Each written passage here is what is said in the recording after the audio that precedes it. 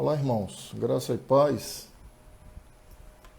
Que a paz que excede todo entendimento seja de maneira abundante sobre as nossas vidas. Sejam bem-vindos os que nos acompanham pelo YouTube, pelo Facebook, também aqueles que nos acompanham pelo Instagram, a partir de onde estamos transmitindo essa live, tá? Nós estamos na última parte da primeira epístola de Pedro e hoje nós vamos estudar do versículo 5 ao verso de número 11. 1 Pedro, de 5 a 11. Juninho já vai projetar o texto aí para vocês, os que estão acompanhando pelo YouTube. Antes, porém, nós vamos orar, vamos invocar no nome de Deus, rogar que o Senhor nos favoreça nessa noite, enchendo o nosso coração de graça, de misericórdia, de paz, nos falando poderosamente por meio das Escrituras Sagradas, tá? Falemos com Deus.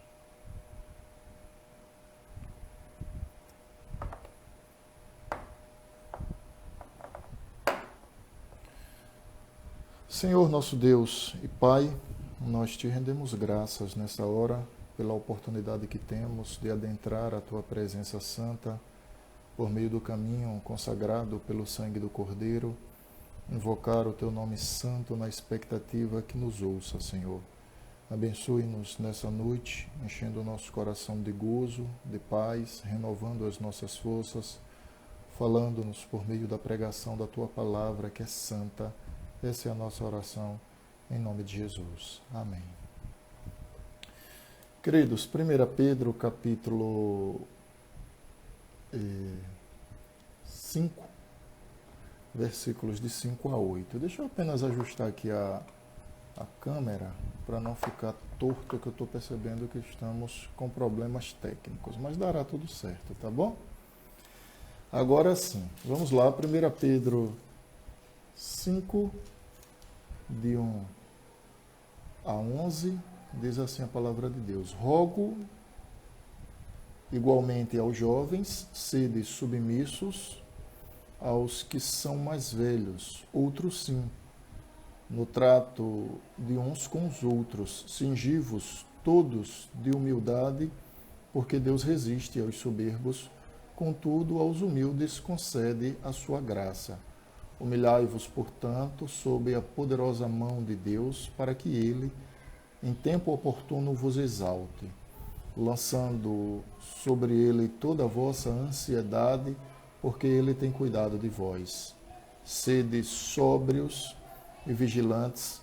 O diabo, vosso adversário, anda em derredor como leão que ruge, procurando alguém para devorar. Resisti-lhe firmemente na fé, certos de que sofrimentos iguais aos vossos estão se cumprindo na vossa irmandade espalhada pelo mundo.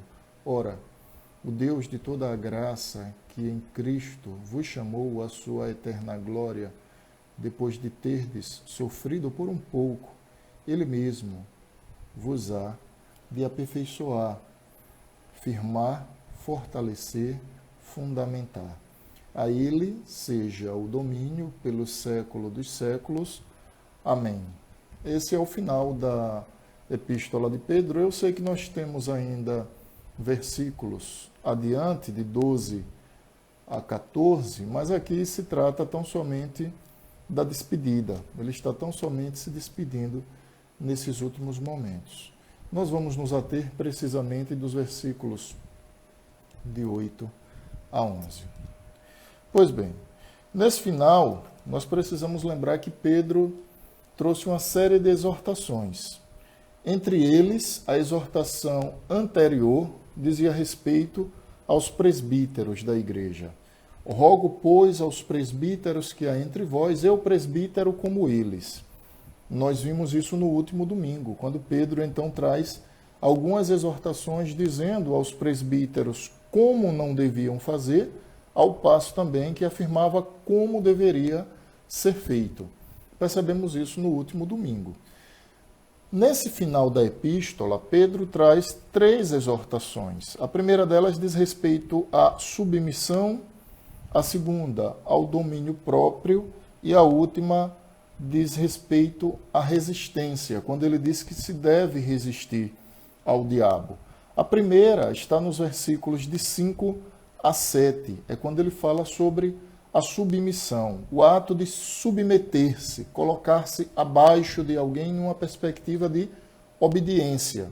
E ele já começa aqui apontando para o jovem, não que o jovem na igreja tivesse um cargo específico, porque se nós considerarmos que presbítero significa ancião, significa alguém que é mais velho, pode nos parecer que a exortação imediatamente posterior à exortação trazida à vida dos presbíteros estaria servindo de base para exortar os jovens em razão deles terem algum cargo na igreja. Pedro não está levando isso em consideração, como se, por exemplo, os jovens da igreja, os homens jovens da igreja, eles fossem diáconos. Não é nesse sentido. Pedro não está levando nessa perspectiva. Muito embora precisamos admitir que os jovens de hoje serão os líderes de amanhã. Então, naquele contexto, os líderes eram os anciãos da igreja, os presbíteros, que eram designados pelos apóstolos na igreja primitiva, e como uma consequência ou algo natural, posteriormente, aqueles que nesse momento eram jovens se tornariam líderes na igreja, tá? Muito embora também não é nesse sentido que Pedro esteja afirmando. O que eu estou fazendo menção é que é necessário termos isso em mente. Ele diz assim, rogo igualmente aos jovens. Ele está fazendo aqui um apelo, uma exortação. Rogo igualmente a vocês que são jovens. Sejam submissos aos mais velhos. Outros sim, no trato uns com os outros, cingivos de toda humildade, porque Deus resiste aos soberbos, contudo aos humildes concede graça. Então, quando ele vem tratar dessa ideia de submissão, que já começa apontando o jovem, mas depois ele generaliza para toda a igreja, ele começa apontando para a necessidade da submissão, que eles deveriam se submeter de modo humilde, compreendendo que aqueles a quem Deus estabeleceu como autoridade sobre as suas vidas, eles deveriam não apenas serem respeitados, mas acatados. Tá? Óbvio, irmãos, que quando eu afirmo isso, eu estou dizendo que os membros da igreja, o cristão de modo geral, via de regra, ele deve se submeter à sua liderança enquanto essa permanece fiel à palavra de Deus. Porque se nós considerarmos que há a possibilidade de uma liderança ser infiel às Sagradas Escrituras, nós teremos a seguinte situação. De um lado, líderes infiéis, do outro lado, as Escrituras Sagradas. Então nós temos a vontade de líderes infiéis que contrariam a vontade de Deus. Do outro lado, temos a vontade de um Deus que é santo. Então, se o comando, se a direção trazida pelos líderes que temem a Deus é uma direção espiritual pautada nas Escrituras Sagradas, nem jovens, nem anciãos, nem outra qualquer classe de pessoa está autorizada a desobedecer. Pelo contrário, a exortação é que se submetam. A questão aqui não é se gosta ou se deixa de gostar, muito embora se deixa de gostar está em pecado, porque um dos mandamentos é que nós devemos amar uns aos outros. Então, se deixa de gostar está em pecado, mas a ideia não é se simpatiza ou não. A questão é que Deus estabeleceu líderes sobre a igreja e que eles devem ser respeitados, devem ser acatados, e a comunidade, a começar do jovem, deve submeter-se às orientações trazidas por eles, tá? Sejam submissos àqueles que são mais velhos. Eu sempre cresci, meus pais dizendo, olha, respeite os mais velhos. Talvez na educação atual isso esteja um tanto quanto fora de moda, né? Às vezes crianças falam com mais velhos como se estivessem falando com seus colegas na escola. Mas a educação que as pessoas mais velhas receberam sempre apontavam também nessa direção. Respeite as pessoas mais velhas, não responda aos mais velhos. Quem nunca ouviu essa frase? Olha, não responda aos mais velhos. Demonstrando aquele cuidado de não trazer um desconforto, não trazer um desrespeito a pessoas mais velhas. Pois bem, Pedro começa com essa orientação, falando da necessidade da submissão no trato uns para com os outros, e ele usa uma expressão dizendo: cingi-vos de toda a humildade, porque Deus resiste aos soberbos, contudo, aos humildes concede a sua graça. A expressão que me refiro é cingi-vos. Cingir, na cultura que Pedro está se referindo, é aquela ideia de avental, alguém que se veste. A gente deve lembrar que Jesus, quando foi lavar os pés dos discípulos, ele cingiu-se, ou ele se cingiu, ele se vestiu. Além das suas roupas naturais, ele se cobriu para que pudesse, então, lavar os pés dos discípulos. E essa palavra, nas Escrituras, ela é muito comum, ela sempre aparece. A ideia de cingir, que é a ideia de você colocar como se fosse um avental, algo que você amarra no seu pescoço, você cobre o seu tórax e então você está cingido. Para quê? Para que você se apresente daquela forma, tá? Você esteja protegido. A ideia de cingir é isso, é se proteger. Então se protejam com humildade. Sejam humildes. Considere o outro como sendo superior a você, tá? Óbvio que quando eu digo isso, eu estou me referindo numa perspectiva de respeito. Certamente que quando as pessoas desacatam umas às outras, ela está considerando a outra inferior a ela. Mas quando as pessoas costumam respeitar, elas tratam de modo a acatar as suas orientações e elas olham o outro como sendo superiores a ela. Não tome a palavra superior no sentido de ser humano, mas num sentido, nesse contexto, de alguém que foi estabelecido por Deus como uma autoridade sobre a vida cristã. No caso aqui, os líderes, os presbíteros, aqueles a quem Deus escolheu para dirigir a sua igreja, tá bom? Então, cinjam os vossos lombos, palavras minhas, de humildade. Aí a pergunta é, por quê? Por que de tudo isso, pastor? A razão está em Deus, irmãos. Porque tudo o que um cristão faz, a razão deve estar em Deus. Olha qual é a razão que Pedro apresenta.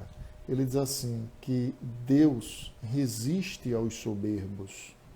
Soberbos são aqueles que... Soberba é o antagonismo da humildade, é o arrogante. O soberbo é o orgulhoso. Pedro está dizendo, olha, Deus resiste a essas pessoas. Deus se torna inimigo do soberbo. A ideia de resistir não é a ideia de que o soberbo vem em direção a Deus e Deus põe a mão como quem diz assim, não, eu quero te resistir. Resistência não é nesse sentido. Resistência é no sentido de que Deus se torna inimigo daqueles que são soberbos, daqueles que são orgulhosos. Logo, o cristão, os leitores de Pedro, deveriam cingir-se, deveriam se proteger com a humildade, tá? Diante daqueles que são cristãos como eles, de modo geral, e isso deveria se dar porque Deus se torna inimigo daqueles que são orgulhosos. Porém, o Senhor dá graça aos humildes. Nós ainda estamos tratando sobre a ideia de submissão. Por quê? Porque isso vai se alongar nos versículos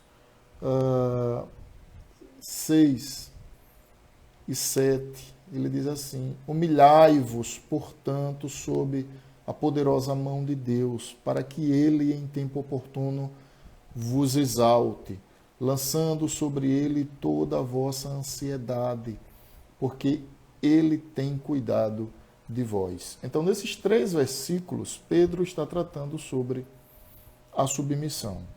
De modo que a humilhação, ou o lançar sobre Deus a ansiedade, faz parte dessa proposta de submeter-se, tá?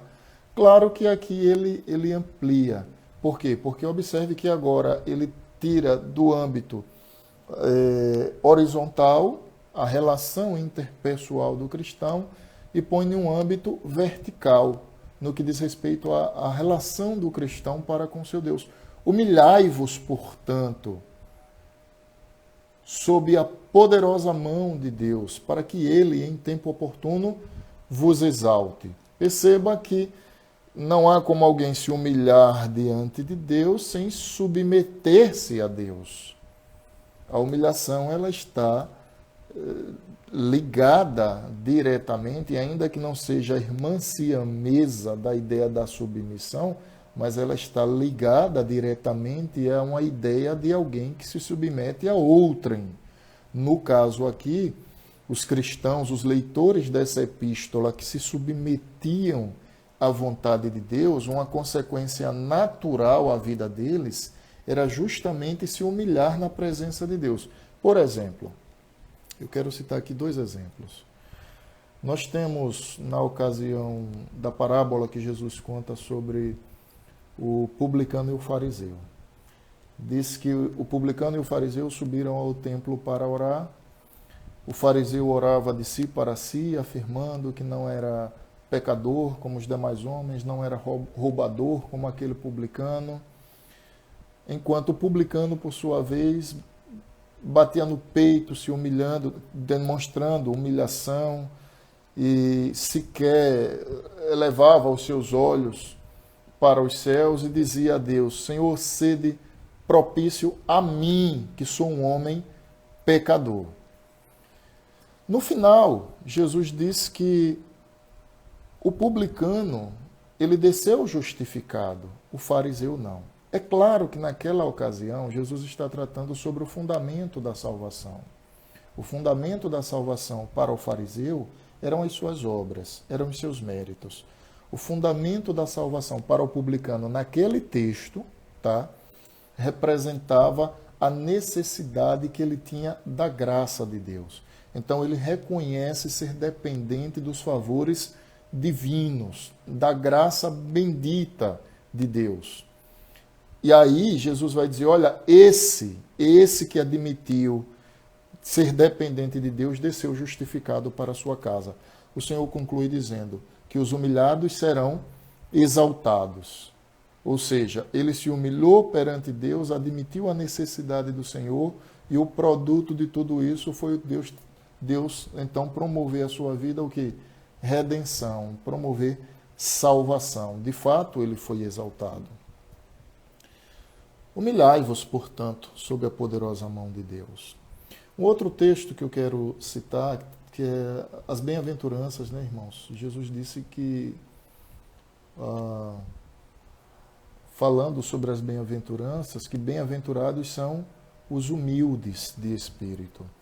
E humildes ali é aquela pessoa num sentido flagelado, não é aquela humildade de alguém que tem o que se manter. Porque existem 2 tipos de pobreza.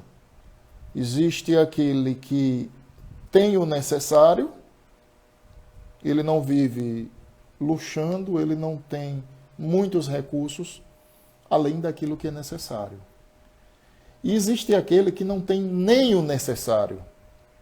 Quando Jesus vai falar lá das bem-aventuranças, que menciona a ideia dos humildes, Jesus está se referindo àqueles que não têm absolutamente nada. Então, eles chegam diante de Deus e eles admitem que o seu quadro, do ponto de vista espiritual, que eu estou me referindo, é um quadro de total flagelo, de total dependência. É como se eles fossem mendigos espirituais diante de Deus, dizendo, Senhor, eu não tenho nada, eu não sou nada, eu não sou ninguém. E aí Jesus vem e diz que esses são bem-aventurados, os que admitem essa situação. Pedro está exortando, nessa ideia de submissão, a se humilhar portanto, sob a poderosa mão de Deus, a admissão da necessidade diante de Deus, da dependência, aquela ideia que Jesus disse, sem mim vocês não podem fazer nada. É uma palavra que encaixa perfeitamente aqui. Com que propósito? É para que eu seja galardoado em tempo oportuno. Não é que o crente deve buscar se humilhar na presença de Deus visando ser galardoado, ser presenteado.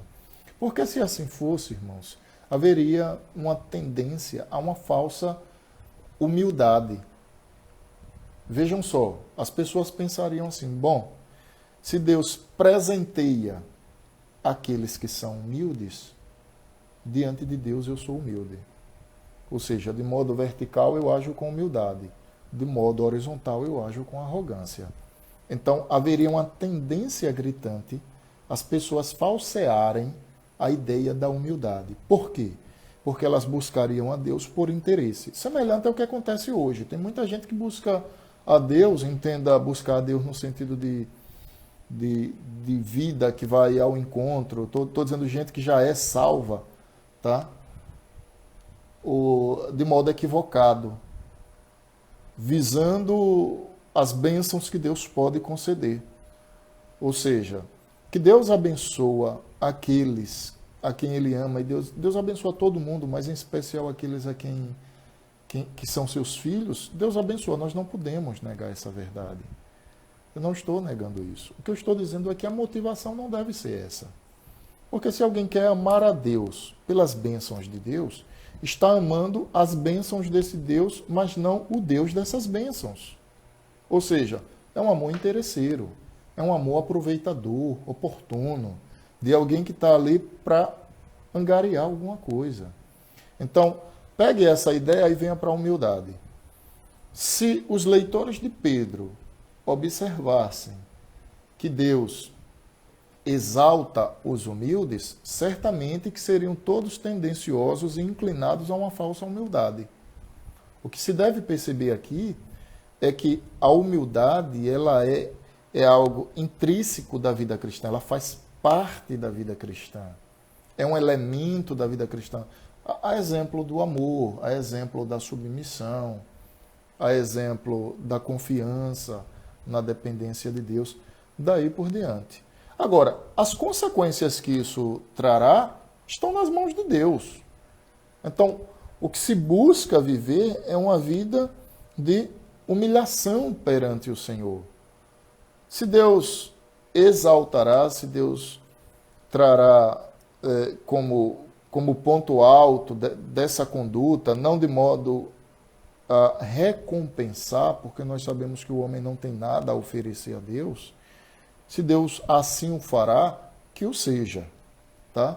Se Deus quer trazer bênçãos à vida cristã, que assim seja, mas que o cristão não esteja motivado pelas bênçãos de Deus, mas pelo amor que de fato ele passou a conhecer na pessoa bendita do Senhor Jesus Cristo, tá bom? Um outro exemplo que eu queria citar, irmãos, aproveitando, é João capítulo 6, né? Eu vou parafrasear o texto, porque o texto é muito longo e eu já demandei muito tempo nesse primeiro ponto. João capítulo 6, nós temos uma situação extremamente inusitada.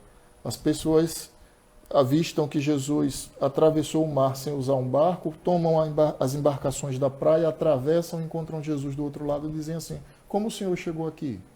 Aí Jesus diz, olha, vocês estão atrás de mim pelos milagres que eu realizei ontem. E o que Jesus havia realizado ontem foi conceder a multiplicação dos pães e dos peixes.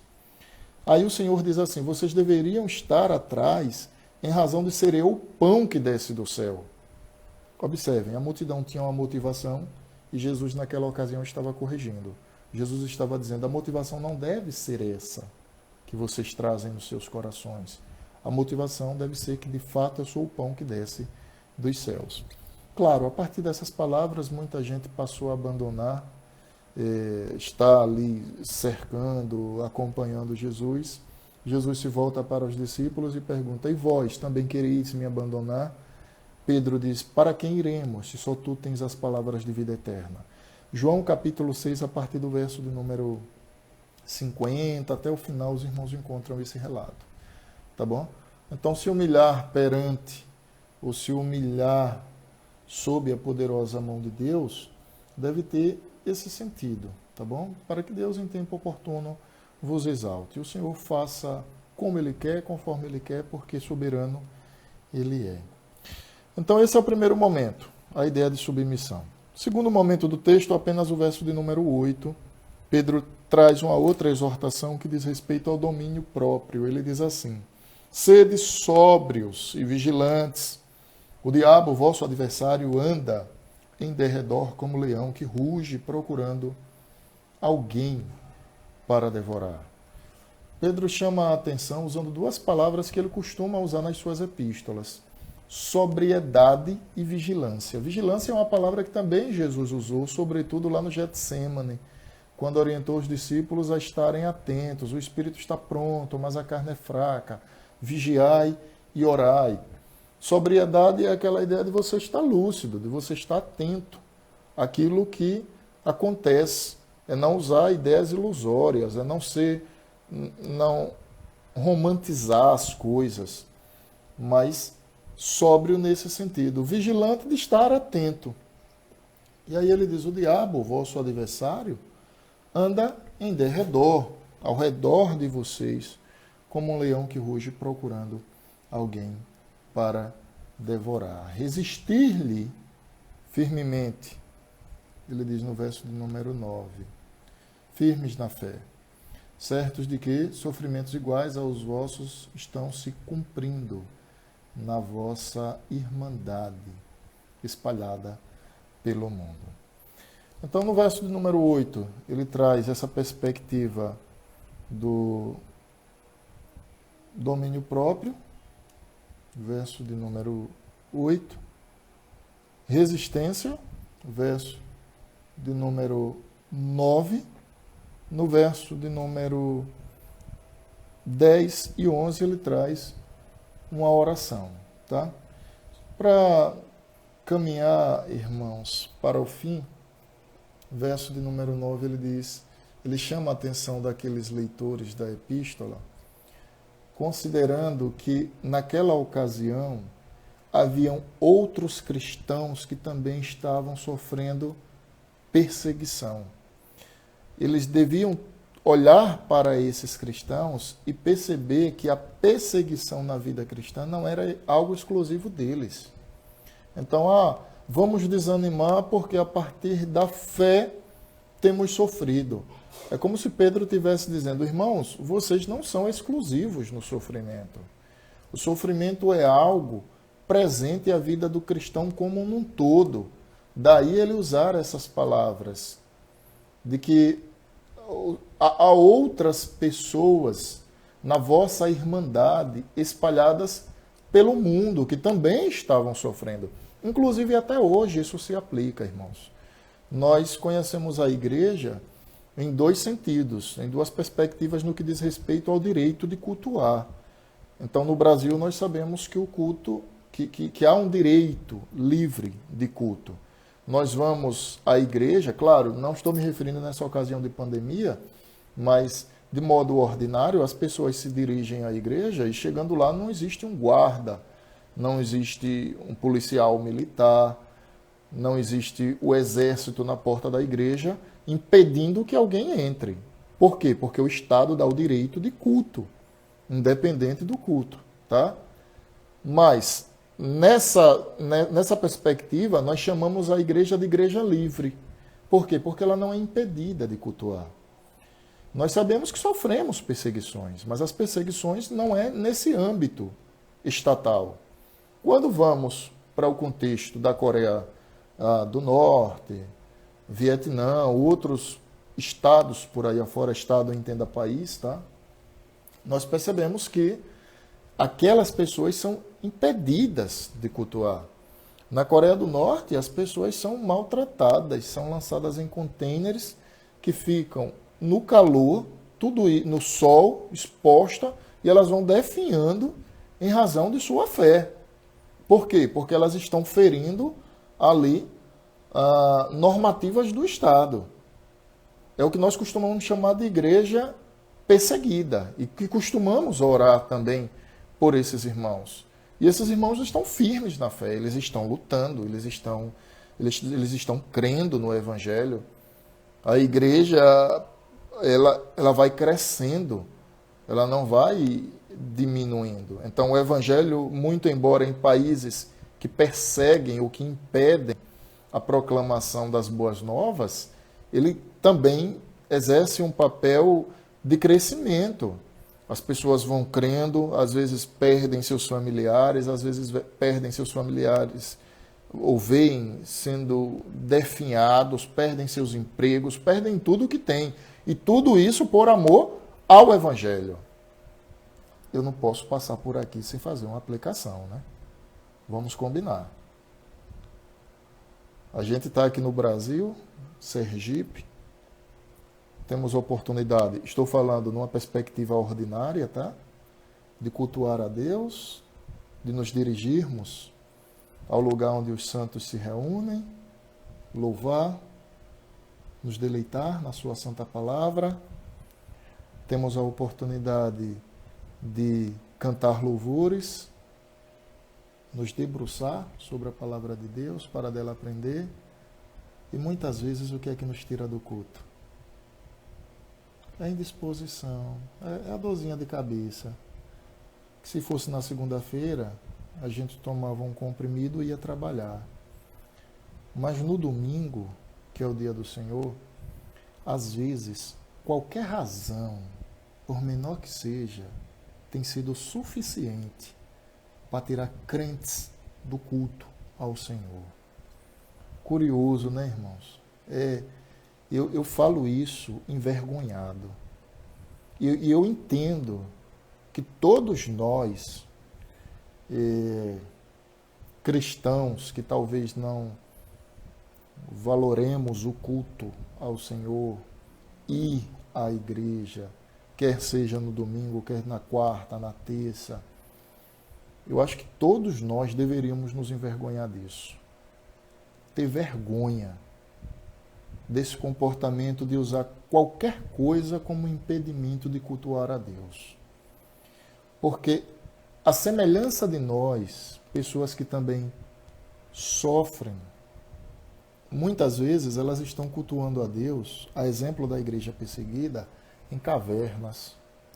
Elas estão cultuando a Deus, precisando orar, mas estarem atentas ao que ouvem e ao que veem, porque qualquer momento, um lugar de culto como esses, que elas se encontram, pode ser invadido pelo exército e elas serem fuziladas. Eu fico me perguntando, irmãos, se no Brasil a gente vivesse esse contexto.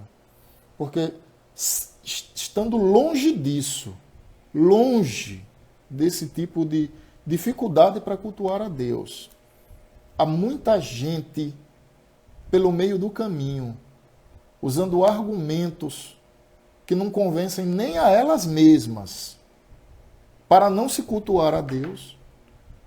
O que seria, portanto, da igreja brasileira se ela sofresse uma perseguição estatal, do ponto de vista daqueles que cultuam a Deus ou daqueles que professam a fé em Cristo, correrem o risco de perder as suas vidas? Eu fico me perguntando isso muitas vezes, sobretudo depois que eu passei a conhecer mais a fundo o sofrimento da igreja perseguida. Eu fico me questionando isso, irmãos. É vergonhoso. A gente deve olhar para essa instrução de Pedro e ter vergonha. De fato, se humilhar na presença de Deus.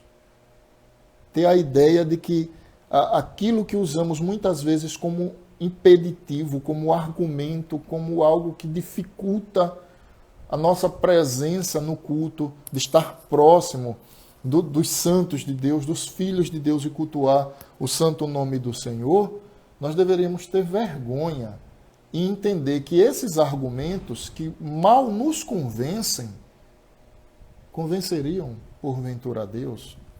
Imagine você, Deus, estando nos céus, que é o lugar da sua habitação.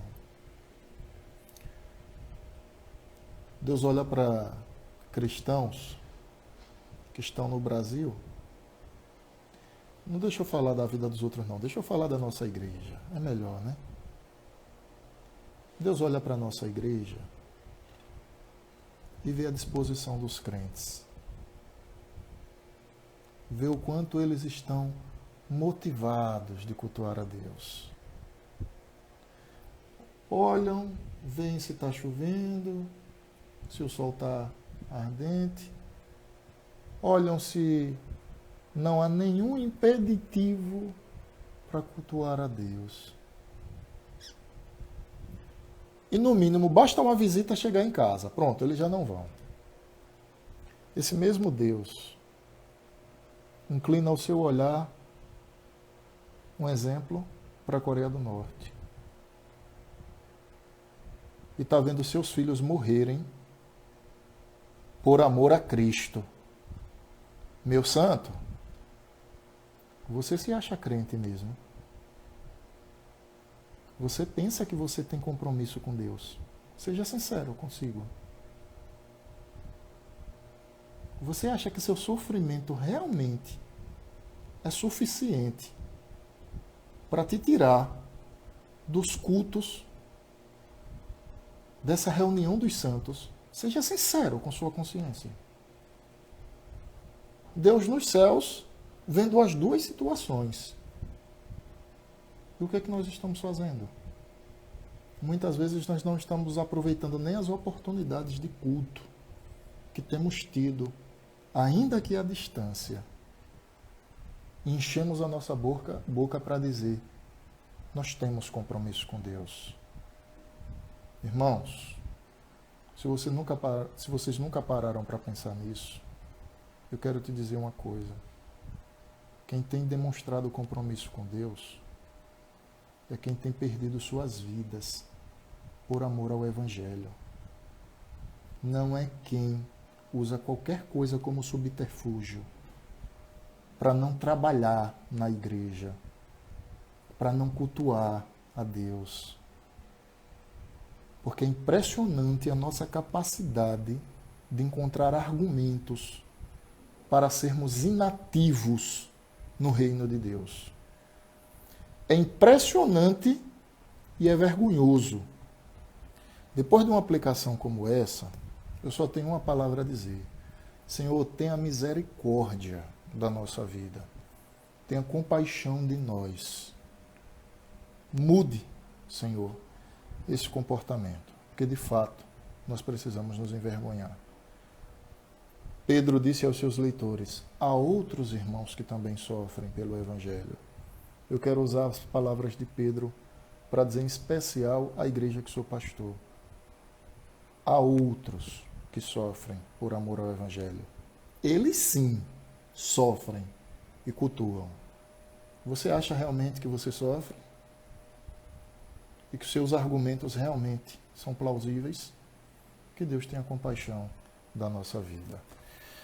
Amados, verso de número 11, 10 e 11, Pedro faz uma oração encerrando esse momento e ele diz assim: ora, o Deus de toda graça, apontando para Deus como sendo a fonte de toda bondade, porque de fato Deus é o Pai das luzes, toda bondade, toda graça, toda majestade, toda misericórdia nascem a partir de um Deus que é santo, o Deus de toda graça, que em Cristo vos chamou à eterna glória, que em Cristo vos converteu, vos trouxe para esse lugar de glória, de estado de comunhão com Deus, depois de terdes sofrido por um pouco. Sabe o que é que Pedro está dizendo aqui? Pedro está dizendo, é como se ele dissesse com essas palavras: se vocês levarem a vida de vocês todinha sofrendo, é um pouco à vista da eternidade que aguarda. É o que Pedro está dizendo em outras palavras. Ele não está se referindo a pouco aqui como alguém que sofre um mês. Lembre, esses irmãos estão sendo perseguidos. A igreja está dispersa. Pedro escreve para alimentar a fé dessa igreja. E Pedro está dizendo: olha, ainda que vocês tenham sofrido um pouco, Esse pouco não é um mês, não é uma semana. Esse pouco pode se referir à vida toda deles. Ainda que vocês sejam perseguidos a vida toda, vocês sofram a vida toda. Ainda que isso aconteça, Ele mesmo, Deus, vos há de aperfeiçoar. Santificação. Firmar, fortificar, fundamentar. Pedro está dizendo, em outras palavras, que a obra da salvação ao Senhor pertence. Deus aperfeiçoa, firma, fortifica, fundamenta. A ideia de fundamentar é aquela ideia de criar raízes, fundamentos. Imagine, eu sempre uso esse exemplo na igreja, imagine você construir um edifício de 12 andares, a sapata de cada coluna precisa ter largura e profundidade. Porque se assim não for, esse edifício estará fadado a sucumbir. Então, quanto maior o edifício, mais profundo e mais largo deve ser o seu fundamento. Tá bom? Estou dizendo isso para ilustrar, obviamente. O que Pedro está dizendo é que Deus é quem opera tudo isso.